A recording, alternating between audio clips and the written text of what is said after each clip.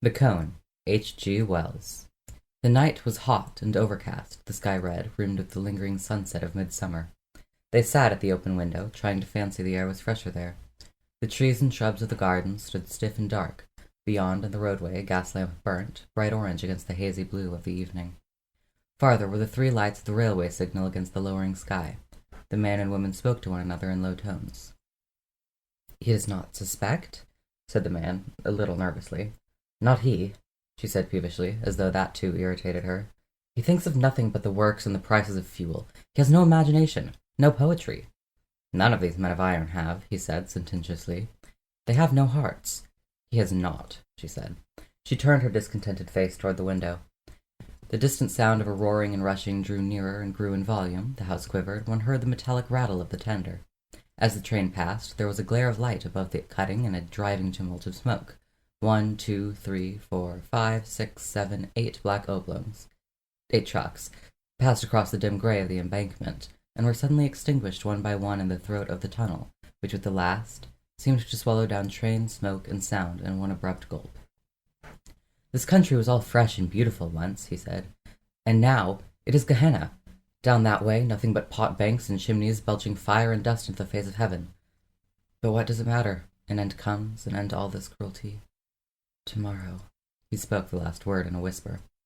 "Tomorrow," she said, speaking in a whisper too, and still staring out of the window. "Dear," he said, putting a hand on hers. She turned with a start, and their eyes searched one another's. Hers softened to his gaze. "My dear one," she said, and then, "It seems so strange that you should have come into my life like this, to open—" She paused. "To open?" he said. "All this wonderful world," she hesitated, and spoke still more softly. "This world of love to me." Then, suddenly, the door clicked and closed. They turned their heads, and he started violently back. In the shadow of the room stood a great shadowy figure, silent. They saw the face dimly in the half-light, with unexpressive dark patches under the penthouse brows. Every muscle in Rout's body suddenly became tense. When could the door have opened? What had he heard? Had he heard all? What had he seen? A tumult of questions. The newcomer's voice came at last, after a pause that seemed interminable. "Well," he said. "I was afraid I had missed you, Horrocks," said the man at the window, gripping the window ledge with his hand. His voice was unsteady. The clumsy figure of Horrocks came forward out of the shadow. He made no answer to Rout's remark. For a moment, he stood above him. The woman's heart was cold within her. "I told Mr. Rout it was just possible you might come back," she said, in a voice that never quivered. Horrocks, still silent, sat down abruptly in the chair by her little work-table. His big hands were clenched. One saw now the fire of his eyes under the shadow of his brows. He was trying to get his breath. His eyes went from the woman he had trusted, to the friend he had trusted, and then back to the woman. By this time, and for the moment, all three half understood one another. Yet none dared say a word to ease the pent-up things that choked them. It was the husband's voice that broke the silence at last. "You wanted to see me?" he said to Rout. Rout started as he spoke. "I came to see you," he said, resolved to lie to the last. "Yes," said Horrocks. "You promised," said Rout, "to show me some fine effects of moonlight and smoke." "I promised to show you some fine effects of moonlight and smoke," repeated Horrocks in a colorless voice. "And I thought I might catch you tonight, before you went down to the works," proceeded Rout, "and come with you." There was another pause. Did the man mean to take the thing coolly? Did he, after all, know? How long had he been in the room? Yet even at the moment when they heard the door, their attitudes... Horrocks glanced at the profile of the woman, shadowy pallid in the half-light. Then he glanced at Rout, and seemed to recover himself suddenly. "Of course," he said. "I promised to show you the works under their proper dramatic conditions. It's odd how I could have forgotten." "If I'm troubling you," began Rout. Horrocks started again. A new light had suddenly come into the sultry gloom of his eyes. "Not in the least," he said. "Have you been telling Mr. Rout of all these contrasts of flame and shadow you think so splendid?" said the woman, turning now to her husband for the first time, her confidence creeping back again, her voice just one half-note too high. "That dreadful theory of yours that machinery is beautiful and everything else in the world ugly? I thought he would not spare you, Mr. Rout. It's his great theory, his one discovery in art." "I am slow to make discoveries," said Horrocks grimly, damping her suddenly. "But what I discover—" He stopped. "Well?" she said. "Nothing." And suddenly he rose to his feet. "I promised to show you the works," he said to Rout, and put his big, clumsy hand on his friend's shoulder. "And you are ready to go?" "Quite," said Rout, and stood up also. There was another pause. Each of them peered through the indistinctness of the dusk at the other two. Horrocks's hand still rested on Rout's shoulder. Rout half fancied still that the incident was trivial after all, but Mrs. Horrocks knew her husband better, knew that grim quiet in his voice, and the confusion in her mind took a vague shape of physical evil. "Very well," said Horrocks, and, dropping his hand, turned towards the door. "My hat?" Rout looked round in the half-light.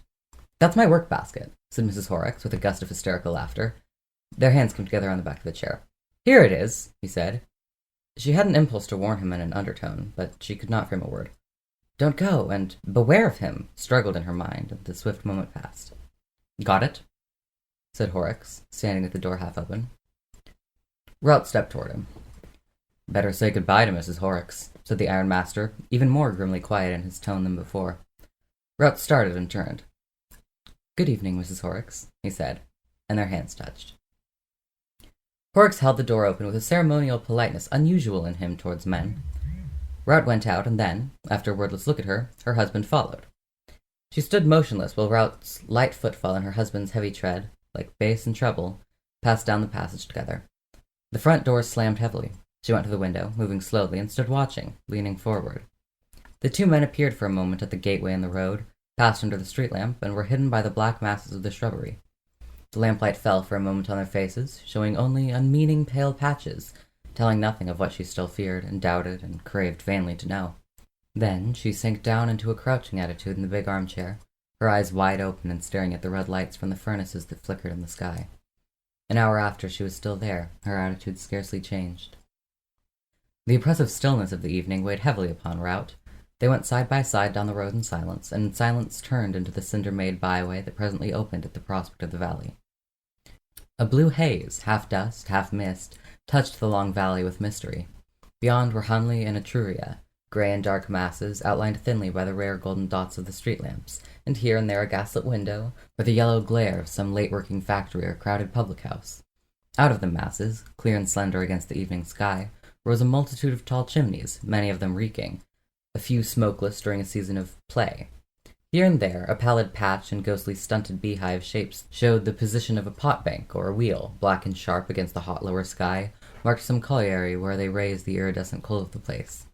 Nearer at hand was the broad stretch of railway, and half-invisible trains shunted, a steady puffing and rumbling, with every run a ringing concussion and a rhythmic series of impacts, and a passage of intermittent puffs of white steam across the further view.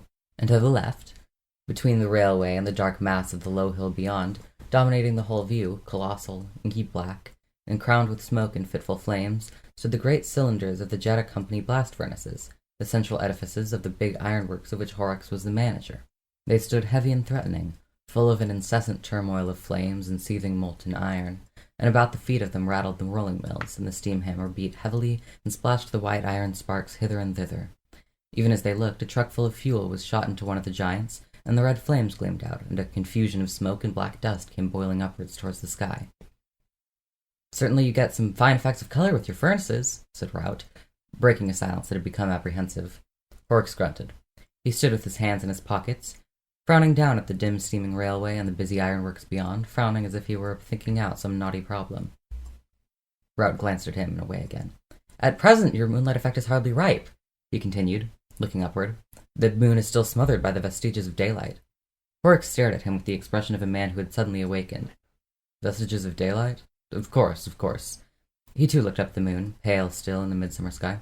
"Come along," he said suddenly, and gripping Rout's arm in his hand, made a move towards the path that dropped from them to the railway. Rout hung back. Their eyes met and saw 1,000 things in the moment that their eyes came near to say. Horrocks' hand tightened and then relaxed. He let go, and before Rout was aware of it, they were arm in arm and walking, one unwillingly enough, down the path. "You see the fine effect of the railway signals towards Buslam," said Horrocks, suddenly breaking into loquacity, striding fast and tightening the grip of his elbow the while. "Little green lights and red and white lights all against the haze. You have an eye for effect, Rout. It's a fine effect. And look at those furnaces of mine, how they rise upon us as we come down the hill.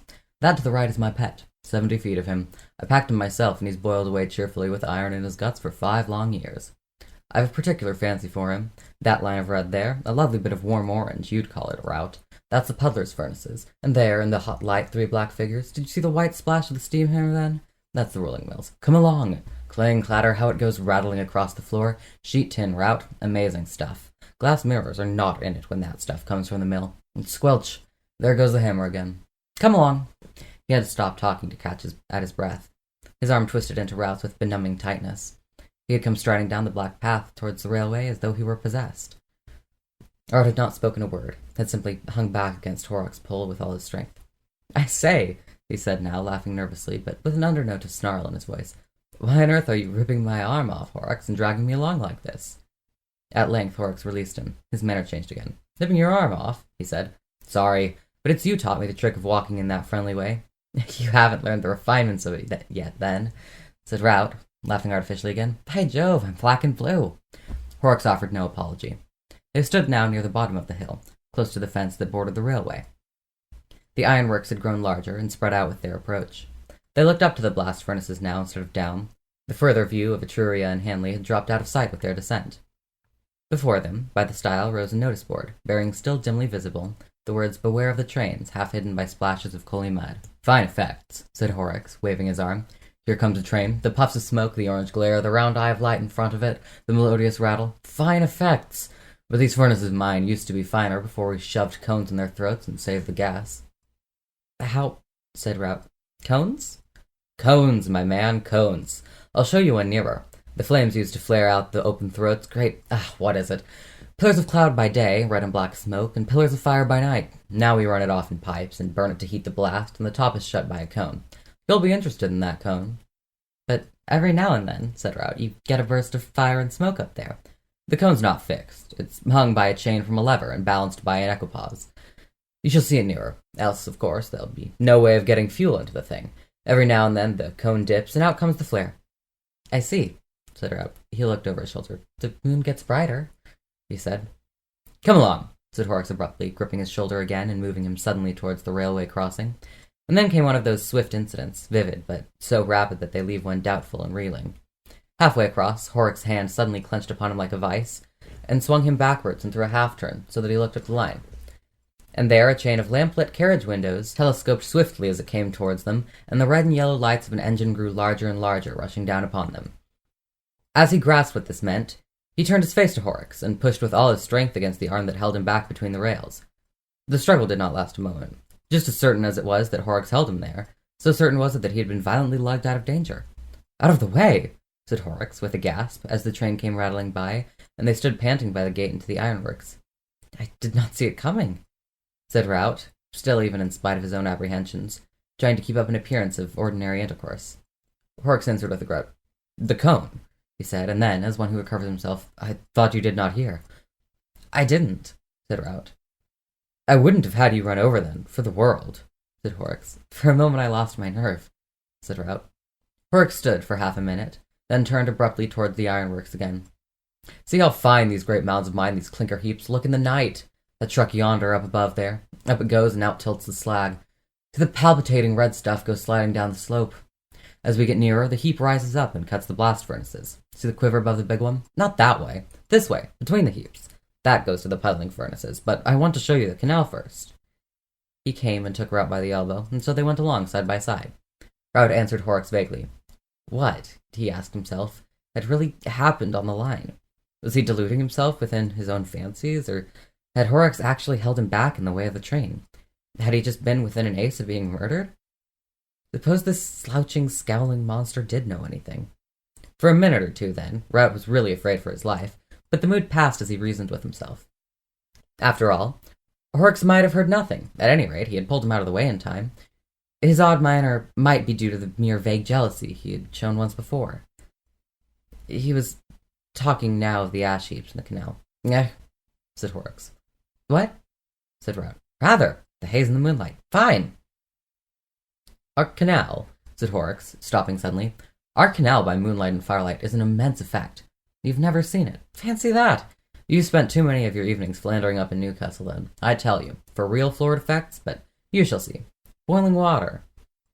As they came out of the labyrinth of clinker heaps and mounds of coal and ore, the noises of the rolling mill sprang upon them suddenly, loud, near, and distinct. 3 shadowy workmen went by and touched their caps to Horrocks. Their faces were vague in the darkness. Rout felt a futile impulse to address them, But before he could frame his words, they passed into the shadows. Horrocks pointed to the canal close before them now, a weird-looking place it seemed in the blood-red reflections of the furnaces. The hot water that cooled the tuyers came into it, some 50 yards up, a tumultuous, almost boiling affluent, and the steam rose up from the water in silent white wisps and streaks, wrapping damply around them, an incessant succession of ghosts coming up from the black and red eddies, a wide uprising that made the head swim. The shining black tower of the larger blast furnace rose overhead out of the mist, and its tumultuous riot filled their ears. Rout kept away from the edge of the water, and watched Horrocks. "Here it is red," said Horrocks. "Blood-red vapor as red and hot as sin. But yonder there, where the moonlight falls on it and drives through the clinker heaps, it is as white as death." Rout turned his head for a moment, and then came hastily to his watch on Horrocks. "Come along to the rolling mills," said Horrocks. The threatening hold was not so evident that time, and Rout felt a little reassured, but all the same, what on earth did Horrocks mean about white as death and red as sin? Coincidence, perhaps? They went and stood behind the puddlers for a little while, and then through the rolling mills, where amidst an incessant din, the deliberate steam hammer beat the juice out of the succulent iron, and black, half-naked titans rushed the plastic bars like hot sealing wax between the wheels.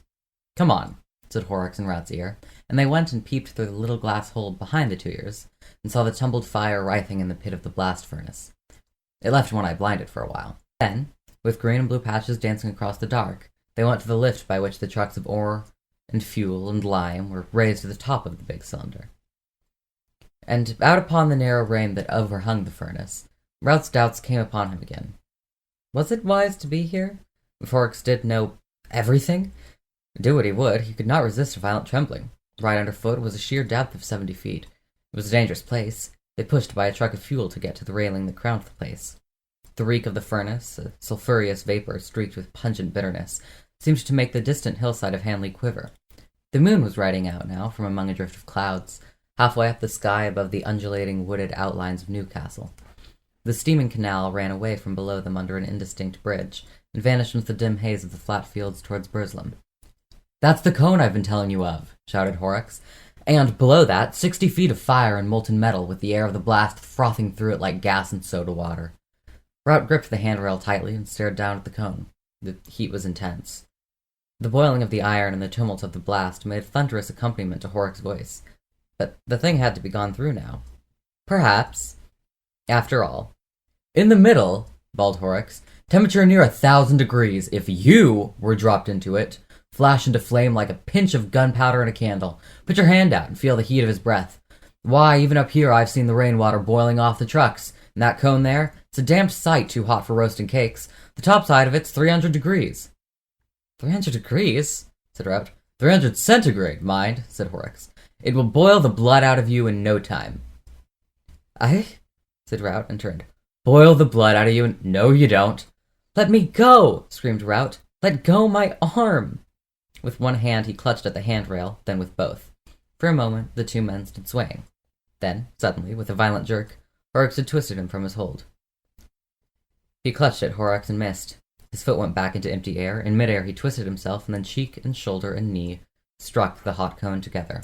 He clutched the chain by which the cone hung, and the thing sank an infinitesimal amount as he struck it. A circle of glowing red appeared about him, and a tongue of flame, released from the chaos within, flickered up towards him. An intense pain assailed him at the knees, and he could smell the singeing of his hands. He raised himself to his feet, and tried to climb up the chain, and something struck his head. Black and shining with the moonlight, the throat of the furnace rose about him. Horrocks, he saw, stood above him by one of the trucks of fuel on the rail. The gesticulating figure was bright and white in the moonlight, and shouting, "Fizzle, you fool! Fizzle, you hunter of women! You hot-blooded hound! Boil! Boil! Boil!" Suddenly, he caught up a handful of coal out of the truck and flung it deliberately, lump after lump, at Rout. "Horrocks!" cried Rout. "Horrocks!" He clung, crying, to the chain, pulling himself up from the burning of the cone. Each missile Horrocks flung hit him. His clothes charred and glowed, and as he struggled the cone dropped. A rush of hot, suffocating gas whooped out and burned round him in a swift breath of flame. His human likeness departed from him. When the momentary red had passed, Horrocks saw a charred, blackened figure, its head streaked with blood, still clutching and fumbling with the chain and writhing in agony. A cindery animal, an inhuman, monstrous creature that began a sobbing, intermittent shriek. Abruptly, at the sight, the Ironmaster's anger passed. A deadly sickness came upon him. The heavy odor of burning flesh came drifting up to his nostrils. His sanity returned to him. "God have mercy upon me!" he cried. "Oh, God! What have I done?" He knew the thing below him, save that it still moved and felt, was already a dead man, that the blood of the poor wretch must be boiling in his veins. An intense realization of that agony came to his mind and overcame every other feeling. For a moment he stood irresolute, and then, turning to the truck, he hastily tilted its contents upon the struggling thing that had once been a man. The mass fell with a thud and went radiating over the cone. With the thud, the shriek ended, and a boiling confusion of smoke, dust, and flame came rushing up towards him. As it passed, he saw the cone clear again. Then he staggered back and stood trembling, clinging to the rail with both hands. His lips moved, but no words came to them. Down below was the sound of voices and running steps. The clangor of rolling in the shed ceased abruptly.